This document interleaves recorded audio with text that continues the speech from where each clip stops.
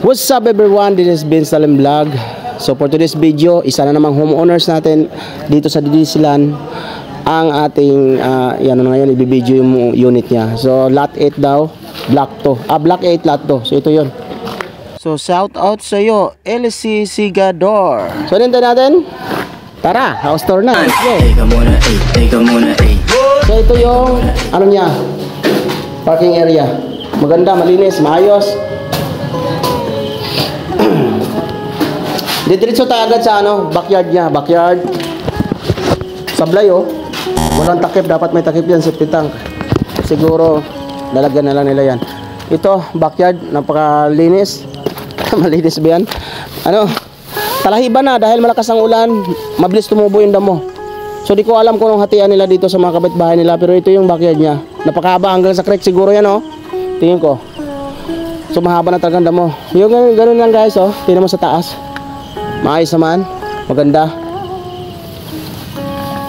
So ayun. So yun guys. At ito yung unit niya. Subukan natin pasukin. Pasukin kung ano. Bukas ba? Kasi natin bukas. Uy, bukas. Tara.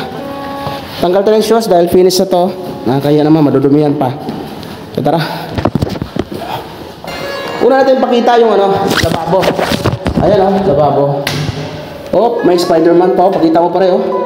Pare, may Spider-Man po. Ayan oh. Spider-Man.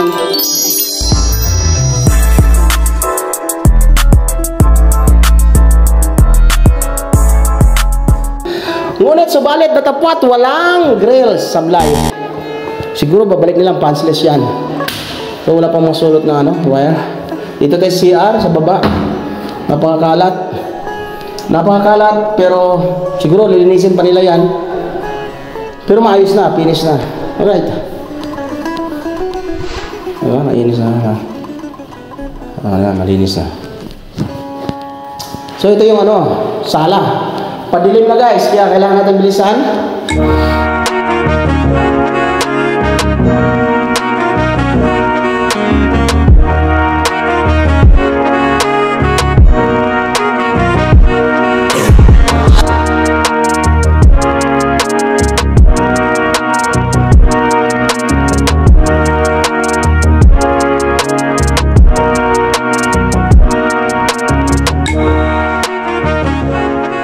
So ito yun, sala niya. Maganda. Pupunta tayo sa second floor. Wala pa mga grills oh. Mga bintana oh, wala pa mga grills. Siguro passes pa to. Ito, wala pa. Pero napaka-importante yan sa baba. Kailangan may grills. Siguro babalikan na lang yan. Alright, dito tayo sa taas. Second floor. Tara, let's go.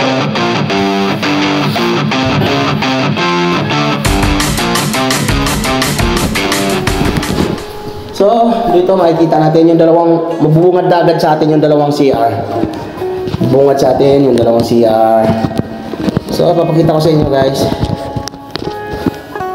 Ayan o, dalawang CR.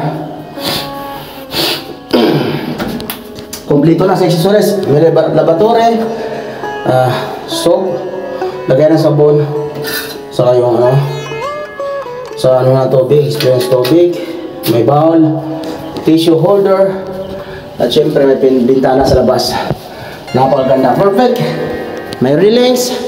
So may pinibagong CR guys. Papakita ko siya, medyo madilim na ha, pero kumpleto. Lagay ng ilaw. Shower room. Shower room tawagin ba? Lagay tayo ng ilaw ha, kay napakadilim na. So lalagyan natin ng flashlight. Parang wala mangyari. Ayan o. Merong ano. Ayan o. Madilim. Gawin mo sa lagyan. Ayan o. Ayan. Ayan. May shower. Accessories. Ayan na. Maganda. Ayan na. So, kompleto na. Kompleto na to. Ayan, dito naman tayo. Balkonahe. Ito, balkonahe o. Napakaganda, balkonahe. Napakaganda. Maayos sa paggawa. May dalawang salamin. Kaya talaga yung ano, malinis. Dito, maganda. Uy, may supply. Ito, supply ito dapat. skim coat, tapos pagulungan ulit ng pintura. Pero pansles siguro ito, pabalikan pa nila. Pero sa kabuuan, pwede sa lipatan. Mayroong ano dito, sliding window. Pwede ka tumingin sa labas. Ayan oh, napakaganda. Napakaganda ng view. Alright. So, isasara natin. Isasara natin ha. Oh, hindi ko na alam. Ayun, dito pala siya. Ay, naman yan. Ayan. So, dalak natin pagkapasukin ng ibon.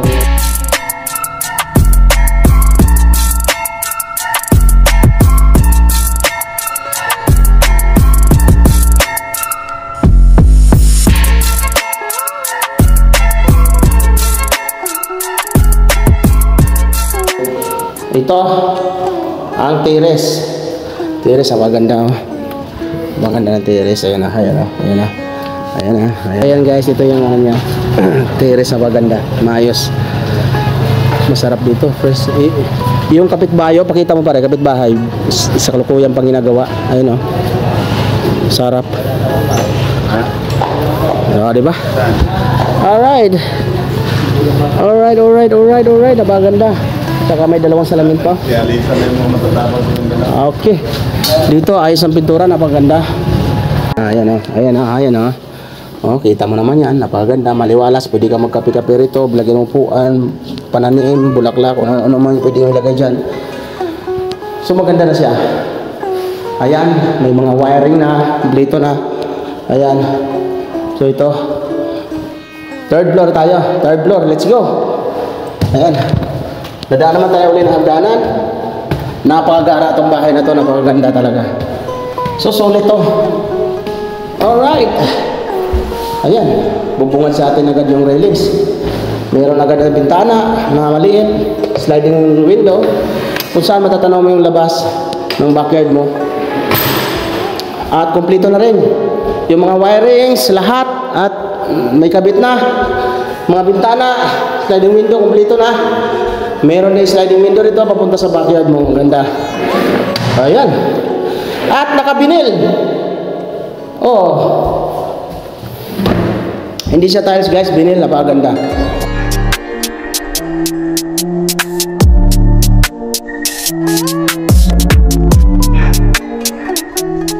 So yun, halos lahat. Di na kailangan ng ano dito, grills, dahil napakataas na dito.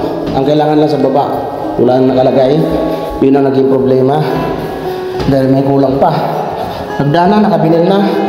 Overall, pwede na sa lipatan. Napakaganda na talaga, finish. Finish na siya. May mga wires na. Yan lang, sablay, konti. Siguro may mga nakaligtaan na ikabit, yan na nilagay. So ano lang, kumbaga anong tawag niya pare? Slight lang, punsless, pero maliit na problema lang. Masasolusyonan, magbilis lang. So kabuuhan, pwede na siya lipatan, katulad dito oh. Wala pa pintura. Ayan. Dito